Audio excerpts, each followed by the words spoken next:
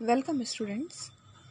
हम लोग का चैप्टर पीरियोडिसिटी इन प्रॉपर्टीज़, ये चैप्टर चल रहा है हम लोग का। टॉपिक हम लोग का चल रहा है इसमें एटॉमिक्स रेडियाई या एटॉमिक साइज हम डिस्कस कर चुके हैं।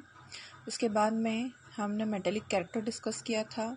दोनों ही प्रॉपर्टी में हमने ये चीज़ डिस्कस की थी कि जब हम पीरियड में लेफ़्ट टू राइट मूव करते हैं तो एटॉमिक साइज और मेटेलिक कैरेक्टर दोनों ही डिक्रीज होता है, और जब टॉप टू बॉटम हम मूव करते हैं ग्रुप में तो मेटेलिक प्रॉपर्टी और एटॉमिक साइज दोनों ही इंक्रीज होता है। तो इस तरीके से हमने दो प्रॉपर्टीज देख ली थी।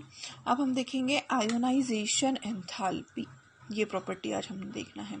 आयोनाइजेशन एंथैल्पी, या हम इसको आयोनाइजेशन पोटेंशियल या आयोनाइजेशन एनर्जी भी बोलते हैं। सबसे पहले हम इसका मीनिंग देखेंगे। What is the meaning of ionisation enthalpy? Enthalpy से सीधा सीधा मीनिंग होता है एनर्जी। आयोनाइजेशन से मतलब है कि जब हम किसी भी आइसोलेटेड एटम की बात करें। अब आइसोलेटेड एटम से मतलब होता है कोई भी सिंगल एटम, आइसोलेटेड एटम, अकेला एटम। जब हम उस अकेले एटम की बात करते हैं तो इस एटम के जो भी आखिरी शेल का इलेक्ट्रॉन होगा उसको बाहर निकालने में आपको जितनी एनर्जी प्रोवाइड करनी पड़ेगी, this is called ionization energy. Ionization energy से मतलब है किसी भी एटम को इलेक्ट्रॉन लूज करने में जितनी एनर्जी आपको उसको देनी पड़ती है। It is the measure of external energy it will give to the atom, isolated atom, to remove the electron. वहां से हमें रिमूव करना है इलेक्ट्रॉन, उसके लिए हम ये एनर्जी इसको प्रोवाइड करते हैं। इसको हम बोलते हैं आयोनाइजेशन एनर्जी। जब हम, जैसे ये एग्जांपल के लिए एक एटम लिया है मैंने, इसका ये है न्यूक्लियस।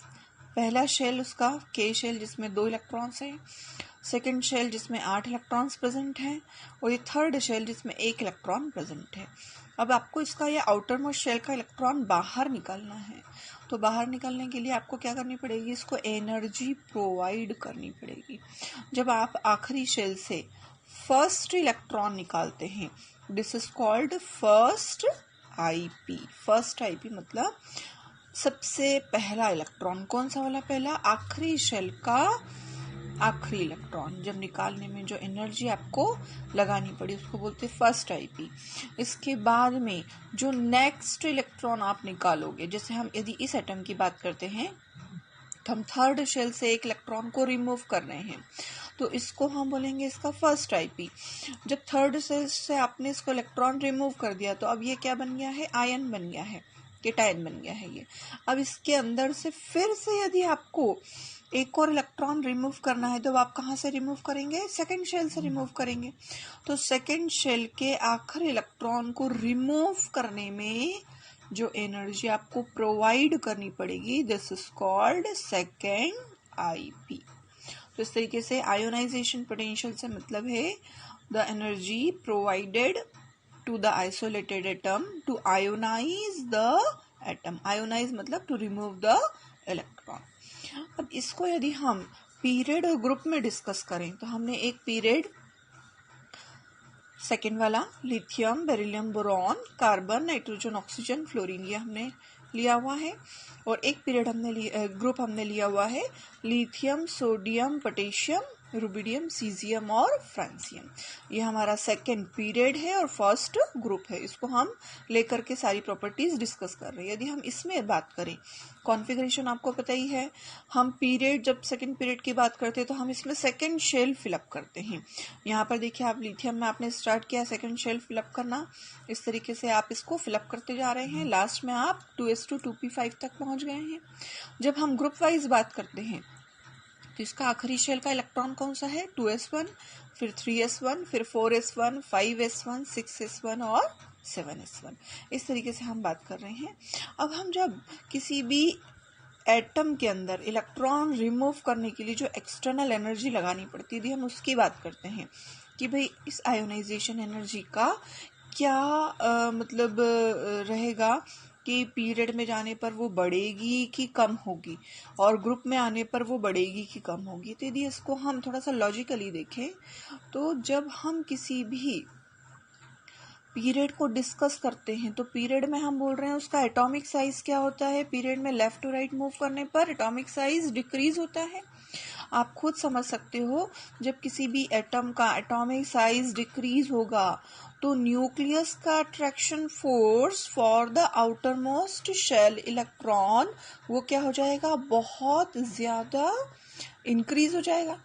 जब आखिरी शेल को इलेक्ट्रॉन को न्यूक्लियस ने बहुत ज्यादा अट्रैक्ट कर लिया है तो आपको जो एनर्जी प्रोवाइड करना है टू रिमूव द इलेक्ट्रॉन वो बढ़ जाएगी।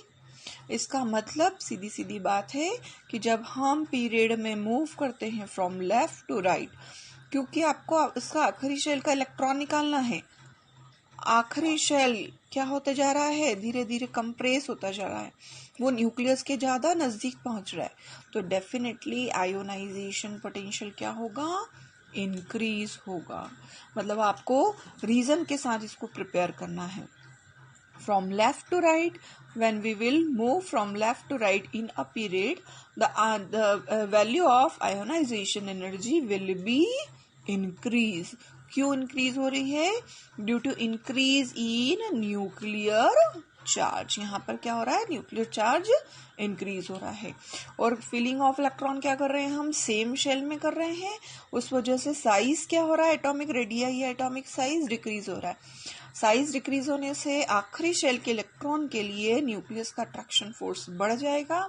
क्योंकि न्यूक्लियस का अट्रैक्शन फोर्स बढ़ गया है लेफ्ट टू राइट मूव करने से, तो यहाँ से इलेक्ट्रॉन निकालना कैसा हो जाएगा, डिफिकल्ट हो जाएगा। इस वजह से from left to right ionization energy क्या हो जाती है, इंक्रीज हो जाती है। अब इसी चीज को हम ग्रुप वाइज डिस्कस करते हैं।